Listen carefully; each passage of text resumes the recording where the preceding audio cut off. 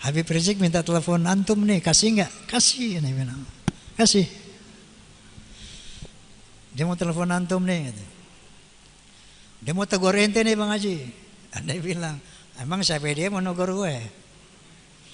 Begitu saya dengar Kiai Imad pertama kali, saya suudzon bilang, ini orang siapa sih ini? Datang-datang merungkat nasab Alawi, PKI kali ini orang nih. Dulu saya begitu. Karena hal ini 500 tahun nggak pernah ada yang ganggu gugat ini nasab. 500 tahun.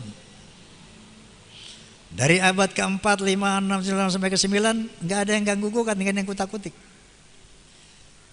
Ini siapa orang yang berani-berani kok merungkat, membatalkan nasab Alawi sebagai zuriyah Nabi? Maka saya pun terpanggil untuk meneliti. Saya baca juga deh penelitian beliau. Tak, iya juga nih. Kemudian saya baca lagi dari yang mengcounter itu. Ternyata dari sana saya mulai sedikit meyakini kebenaran tesis Imaduddin, Kiai Haji Imaduddin. Saya baca counternya, katanya yang membuat itu Ali bin Abu Bakar As-Sakran. Dia bermimpi, dalam mimpinya Ubaidillah ini anaknya Ahmad bin Isa. Ubaidillah ini cucu Nabi berdasarkan mimpi. Ini secara hujah akliyah ini kurang bisa dipercaya. Oke, maka saya undanglah yang namanya siapa pertama itu? Gembul, Guru Gembul. Tadinya Guru Gembul ini di podcast saya mau bicara tentang kasus Vina yang viral itu. Ya, tahu kasus Vina kan? Tadinya mau ngomong itu, tiba-tiba nyeletuk saya nih, teringat sama Ki Imad. Menurut ente nih Guru Gembul itu nasab Alawi bagaimana menurut antum? Ini saya pertama kali tanya orang di luar Kiai Imaduddin. Kalau menurut beliau nih, kalau saya lihat dari daftar Ba'alawi memang ada kejanggalan-kejanggalan dibilang.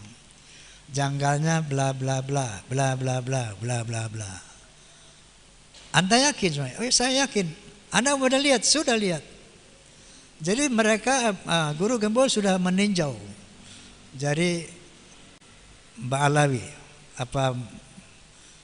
susunan nasab itu. Menurut beliau ada beberapa kejanggalan. Dari sana saya tertarik untuk saya ditelepon Habib Rizik.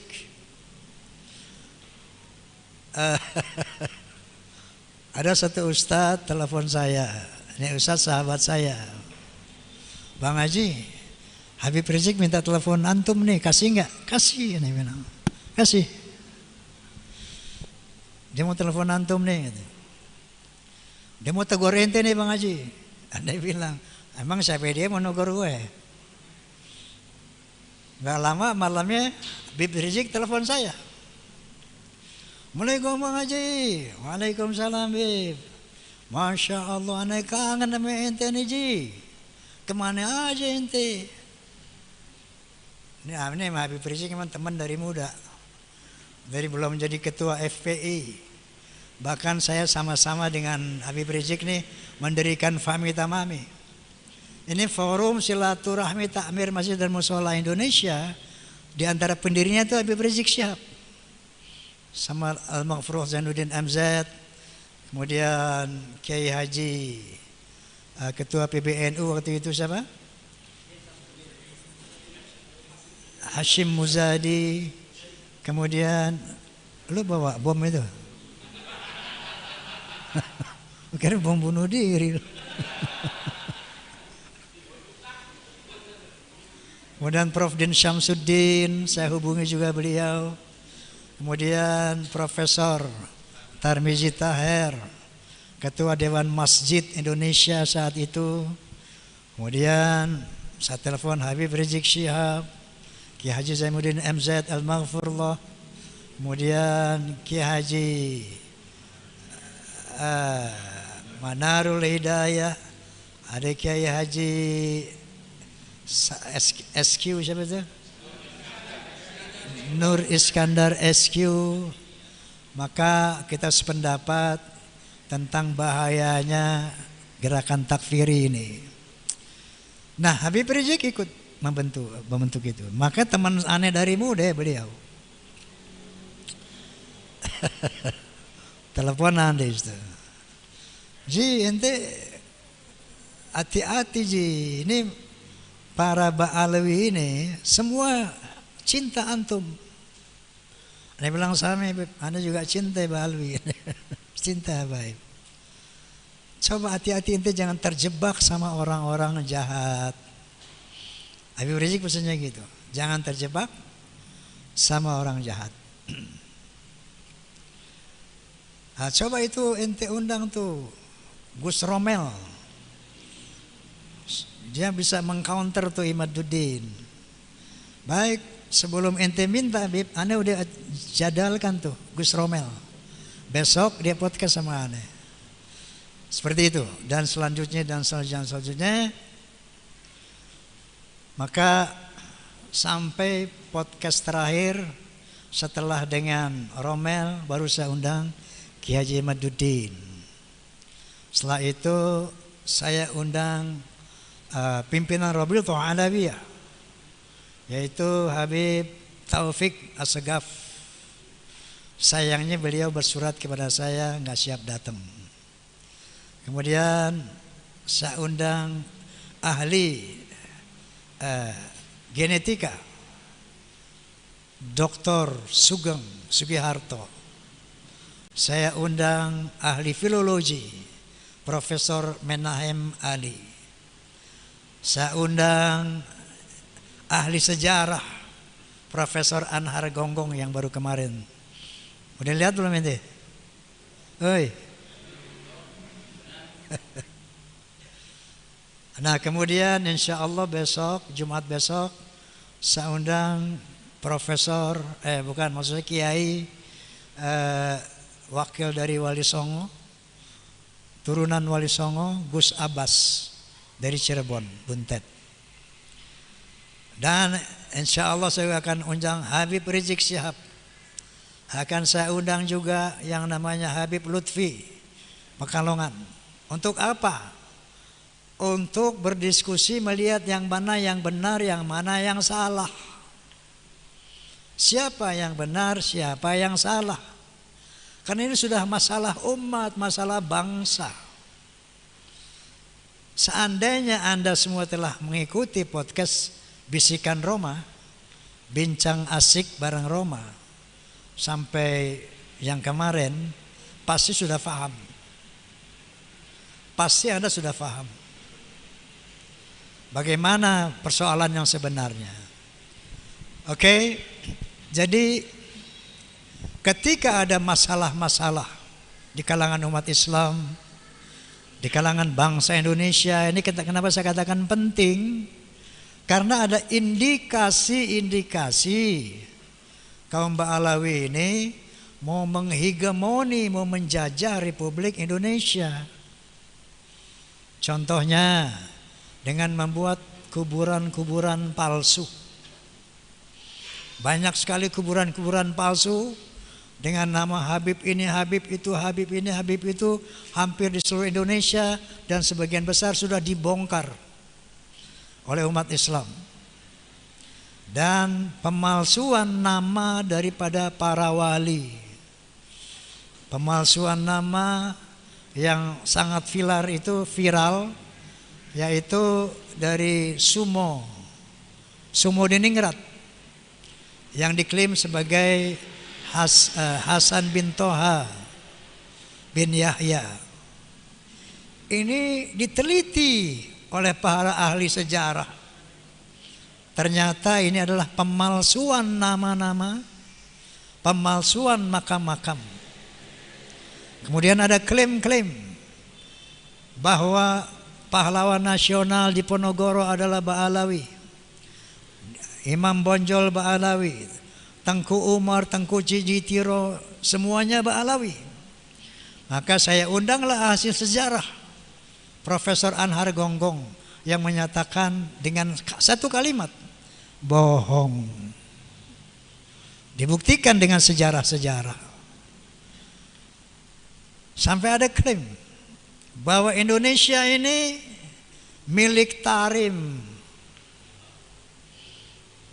Buktinya, lihat tuh, banyak kuburan wali-wali dari Tarim. Inilah kepentingan membuat kuburan-kuburan palsu. Indonesia milik Tarim. Inna lillahi wa inna ilaihi raji'un. Jadi tidak sederhana ini persoalan. Ternyata ini persoalan berat, besar. Makanya saya katakan, qala ta'ala wala udwana illa 'ala zalimin. Tidak ada musuh kecuali buat orang-orang yang zalim. Maka jangan digeneralisir, jangan gebah uyah. Saya yakin sebagian besar Habib-habib enggak paham ini. Sebagian besar mereka enggak paham. Ada rencana jahat untuk menguasai Indonesia. Makanya kita jangan gebah uyah. Jangan digeneralisir. Hati-hati dalam hal ini. Jadi alhamdulillah proses hukum dari PBNU juga sudah berjalan. Maksud saya pengkritisian bahwa mereka bukan hanya memalsukan kuburan-kuburan, bukan hanya memalsukan sejarah Indonesia, bahkan sejarah NU juga dipalsukan.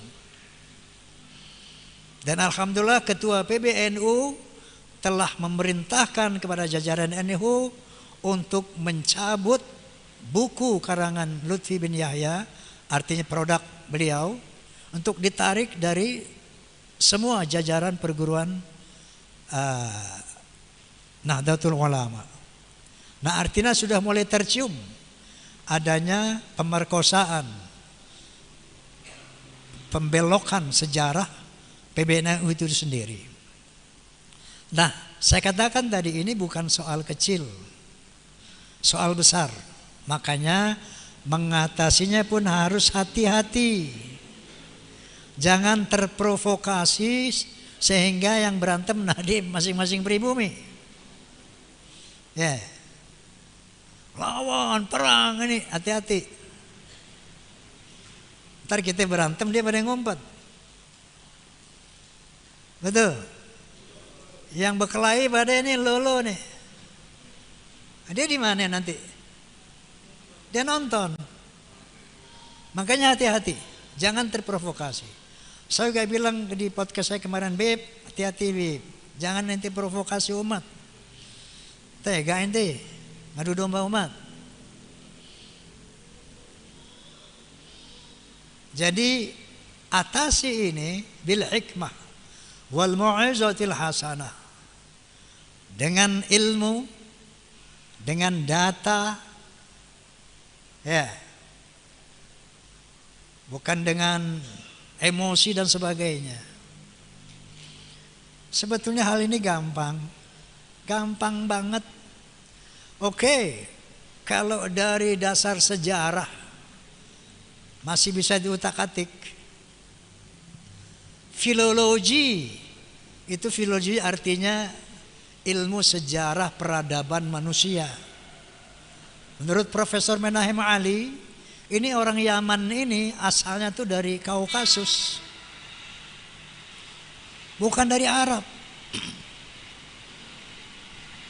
Ya. Kemudian secara genetika gampang kan?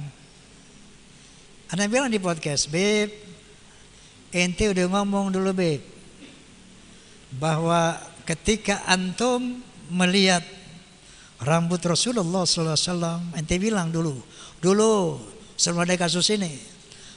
Ini nih ada rambut Nabi nih. Siapa yang ngaku-ngaku turunan Nabi, ayo tes DNA. Yang ngomong Habib Rizik sendiri itu. Ayo siapa yang ngaku-ngaku tes DNA. Ntar kelihatan nih yang benar yang salah. DNA Nabi kemana, yang lo kemana katanya. Dia sendiri yang ngomong. Tapi sekarang apa yang mereka bilang? Tes DNA haram. Sampai saya mengeluarkan satu analogi. Qala ta'ala, innama harrama alaikumul maitata wad dama wa lahmal hinjir wa ma uhilla bihi li ghairillah faman itturra ghaira baghi wa la 'adin fala itsma alaihi innallaha ghafurur rahim. Sesungguhnya diharamkan atas kamu 1 bangkai, 2 darah, 3 daging babi, dan 4 binatang yang disembelih tanpa nama Allah. Haram tuh. Tapi famaniturra, tapi barang siapa yang terpaksa, ghaira baghin, tidak menyukainya, wala adin, enggak keterlaluan makan babinya, fala itsma alaih, enggak berdosa baginya. Ini tes DNA bukan darurat lagi, mendesak untuk menyelesaikan masalah ini. Betul nggak? Betul nggak? Nah, nyaut dong lo. Jelas tidak? Takbir. Sallu ala nabi. Kan begitu. Kalau mereka tujuan hidupnya lillahi ta'ala, inna salati wa nusuki wa mahyaya wa mamati lillah, enggak ada urusan itu nasab. Inna akramakum indallahi atqakum. Nabi SAW bersabda, al jannatu lil muttaqin walau kana abadan habasyian wan naru lil asina walau kana sayyidan quraisyan hashimian. Surga itu buat orang yang bertakwa walaupun dia budak dari bangsa Habsyi, walaupun dia orang pasar minggu yang kulitnya jelek. Yang pasar minggu yang dulu, yang sekarang saya cakep-cakep. Surga buat orang yang takwa walaupun budak dari bangsa Habsyi sekalipun. Wan narul asina walau kana sayyidan quraisyan hashimian. Dan neraka itu buat orang yang maksiat walaupun dia sayyid Quraisy Bani Hashim, masuk neraka kalau enggak takwa. Sampai-sampai Rasulullah sallallahu alaihi wasallam bersabda, "Lau anna Fatimah bint Muhammadin sarqat laqata'tu yadaha." Kalau potong tangannya, anaknya sendiri enggak ada privilege. Apalagi ente, jauh banget. Faham? Faham? Masya Allah. Jadi kalau memang tujuannya lillahi ta'ala, ada apa yang nasab sih? Oh, nasab saya bukan ini. Oke. Selesai kan?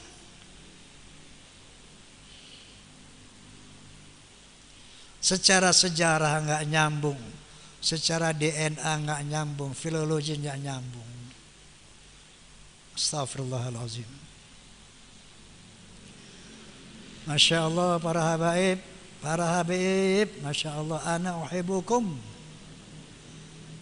Ana ni muhibbin. Habib Rizik, Habib Ali Kuitang, Habib Ali, siapa lagi itu, Habib Sehan, Habib, sahabat aneh semua itu.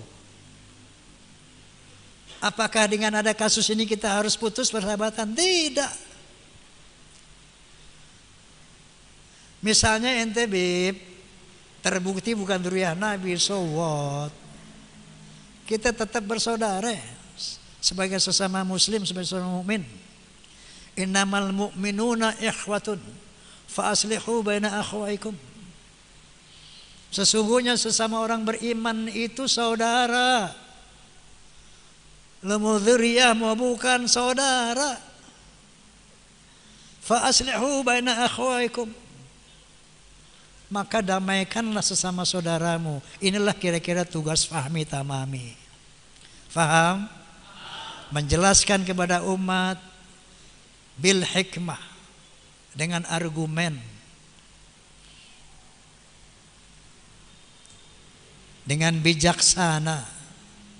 Nasihat yang baik kalau mau berdebat dengan cara yang baik. Jadi jangan dengan emosi, jangan dengan marah-marah, caci, jangan. Ini tidak diajarkan oleh Allah cara seperti ini. Faham ya? Ketika ada masalah, yuk duduk bareng. Nabi SAW pernah dibully enggak? Sering. Pernah difitnah enggak?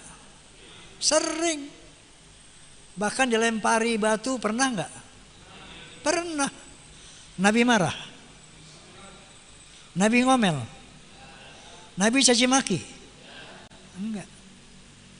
Qala ta'ala fabima rahmatin minallahi linta lahum walau kunta fazzan ghalizal qalbi lan faddu min hawlik fa'fu anhum wastaghfir lahum washawirhum fil amr fa idza azamta fatawakkal 'ala Allah innallaha yuhibbul mutawakkilin. Shadaqallahul azim. Apa firman Allah kepada Rasulullah? Hanya karena dengan rahmat Allah maka sikapmu menjadi lemah lembut. Kalau kamu bersikap keras, kasar, keras hati, maka mereka akan lari dari sekelilingmu ya Muhammad.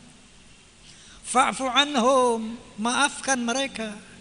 Wastaghfir lahum, mohon akan ampun buat mereka. Wasyawirhum fil amr, bermusyawarahlah dengan mereka. Nabi enggak pernah, hei kamu tukang sihir, kamu bohong, ya Allah hukum mereka, begitu enggak? Enggak.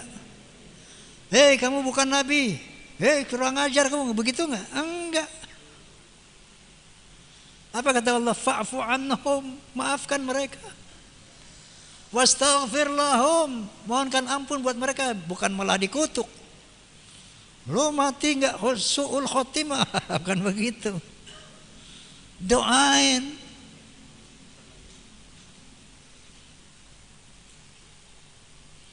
Sekarang pertanyaannya, Nabi sampai dilemparin batu juga enggak marah, enggak mengutuk. Sampai Jibril berbisik sama beliau, ya Muhammad, angkat tanganmu, minta mereka diazab oleh Allah Subhanahu wa taala, biar aku nanti menjadi pelakunya, eksekutornya. Aku himpit mereka dengan dua bukit. Apa kata Nabi? Jangan Jibril. Nabi angkat tangan juga. Allahumma hdi qaumi fa innahum la ya'lamun. Ya Allah, berilah hidayah kepada umatku, mereka enggak tahu. Ampuni umatku ya Allah. Nabi enggak minta ya Allah azab mereka, enggak. Dicaci, azab mereka, enggak. Diludahin, marah, enggak. Kenapa enggak marah? Karena beliau yakin bahwa beliau adalah Rasulullah. Beliau yakin beliau adalah utusan Allah.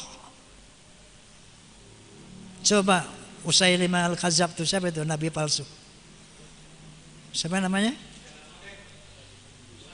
Musodek yang di sini.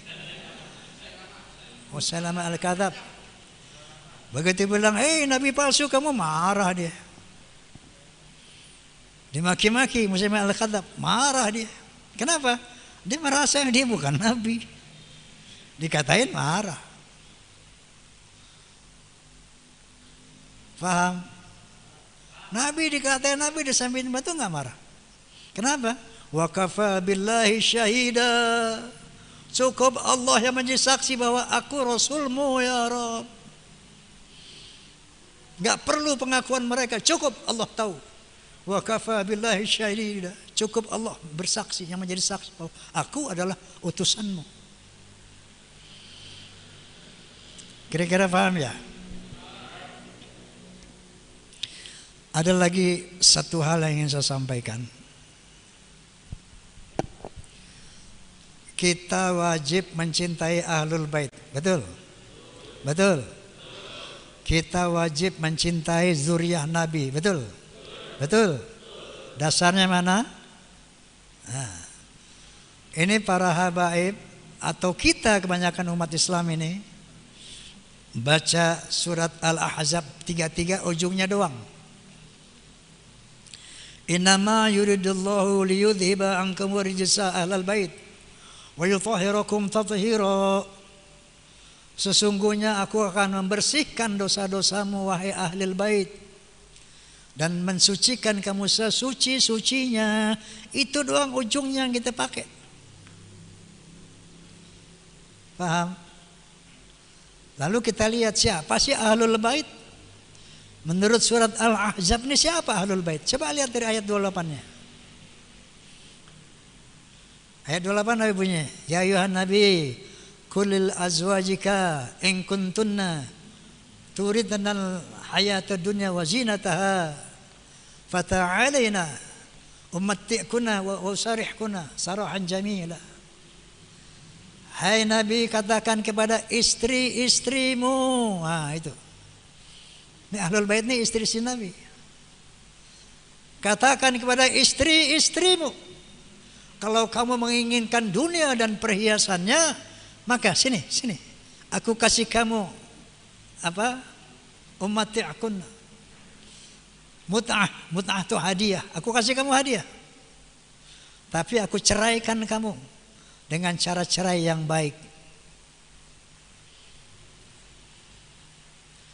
Jadi Nabi diperintah oleh Allah. Ya Muhammad, kasih tahu tuh harim-harim ente itu. Ada berapa istri Nabi? 11, termasuk Siti Khadijah. Jadi yang hidup 10. Kasih tahu tuh istri-istri ente. Kalau dia menginginkan dunia dan perhiasannya, ceraiin. Kasih hadiah dah yang dia mau. Tapi wa in kuntunna turidna Allah wa rasulah wa darul akhirah fa inna Allah a'adda lil muhsinati minkunna ajran azima.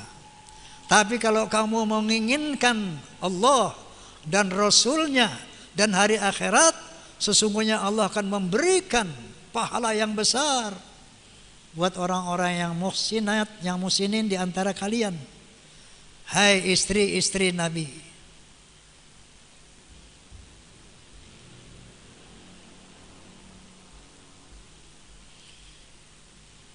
Terus ayat 30 apa? Ya nisa'an nabi may ya'ti minkunna bi fahishatin mubayyinatin yudha'af lahal 'adzabu dhi'fain. Hai istri-istri Nabi, barang siapa yang di antara kamu berbuat kefasikan yang nyata, azabnya 2 kali lipat. Istri-istri Nabi ini ahlul bait. Kalau kamu berbuat kefasikan yang nyata, azabmu 2 kali lipat loh. Lalu ayat ke-33-nya nih saya lanjutin. Wa qarna fi buyutikunna wa la tabarrujna tabarrujal jahiliyatil ula. Wa aqimna shalah wa atina zakah wa ati'na Allah wa rasulah. Kamu tinggal di rumah, hei istri Nabi, jangan keluar rumah. Wala tabarrujna tabarrujal jahiliyatil ula. Jangan berkelakuan seperti perempuan-perempuan jahiliyah yang dulu. Wa aqimna shalah, tegakkan salat. Wa atina zakah, laksanakan zakat. Wa ati'na Allah wa rasulah, taati Allah dan Rasulnya, baru Allah mengatakan innama yuridu liyudhila ankum rijza ahlal bait wa yutahhirakum tathira. Baru aku bersihkan kamu dari dosa-dosamu dan aku sucikan kamu sesuci-sucinya. Faham? Faham? Jadi siapa ahlul bait? Dalam surah Al-Ahzab ya istri Nabi. Dalam surah Al-Ahzab. Lain lagi kalau kita lihat hadis ada mengatakan ahlul bait itu saya, Ali, Hasan wa Husain, Fatimah. Tuh. Tetapi pada intinya siapapun ahlul bait itu kalau mau dibersihkan dari dosanya, mau disucikan sesuci-sucinya, itu syaratnya tadi. Jangan berkelakuan kayak orang jahiliyah dulu. Harus menegakkan sholat, harus bayar zakat, harus taat kepada Allah dan taat kepada Rasul. Baru dibersihkan kesalahanmu, baru disucikan kamu sesuci-sucinya. Faham? Faham? Selama ini kita salah kaprah tentang ini. Sehingga oknum-oknum habaib ujungnya doang dipakai. Innama yuridullah yudhhiba ankum rijsa. Kita ini akan dibersihkan oleh Allah Subhanahu wa taala. Dan kebanyakan kita mengatakan, "Oh, sampai saya cerita waktu zaman saya muda." Saya ceritakan di podcast itu.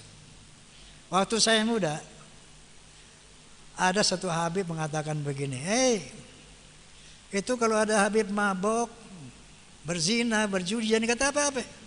Dia ahli syurga. Kenapa?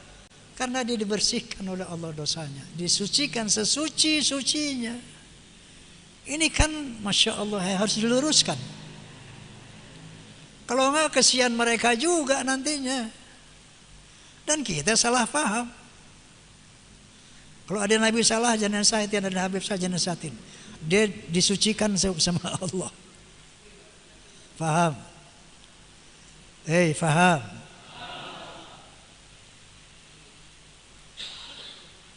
Nah jadi sampaikan ini kepada semua dengan ilmu, dengan argumen, bil hikmah wal mi'azatil hana, dengan nasihat yang baik.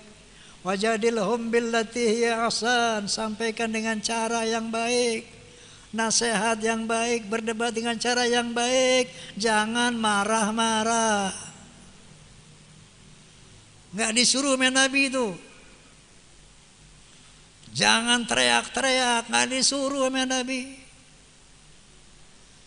Bil hikmah, dengan bijaksana.